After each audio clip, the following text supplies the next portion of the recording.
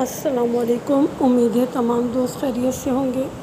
دوستو، پروردگار عالم نے ہر قوم کی ہدایت کے لیے امام اور نبی بھیجے، ہادی بھیجے، رہبر بھیجے تاکہ وہ گمراہ نہ ہو سکیں اور صراط مستقیم پر گامزن ہیں۔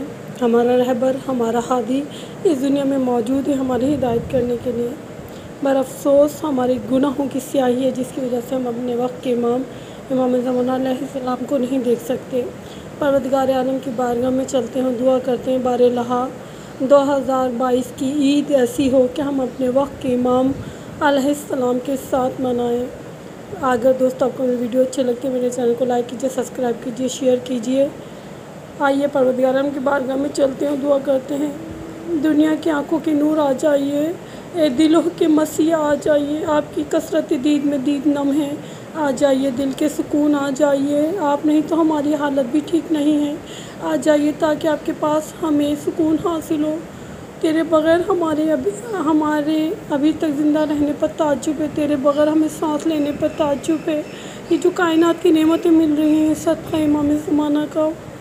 امام محمد بقر علیہ السلام فرماتے ہیں جب ہم حضرت قائم علیہ السلام ظہور فرمائیں گے تو رسول خدا صلی اللہ علیہ وسلم کا پرچم آپ کے پاس ہوگا، جناب سلیمان علیہ السلام کی انگوٹھی عصا حضرت موسیٰ کا عصا ہوگا، ان کے ہمراہ ہوگا۔ پھر حضرت کے حکم سے حضرت سپاہیوں کو حکم دیں گے کہ کوئی اپنے کھانے پینے نیز جانور کے چارے کا انتظام نہ کرے۔ بعض لوگ اپنے ساتھیوں سے کہیں گے کیا وہ ہمیں بھوکا ہلاک کرنا چاہتے ہیں، ہماری سواریوں کو بھوکا پیاسا مارنا چاہتے ہیں۔ پہلی جگہ پہنچتے ہی حضرت پتھر زمین میں نفس کریں گے، فوج کے کھانے پینے نیز چوپاہوں کے چاروں کا انتظام ہو جائے گا۔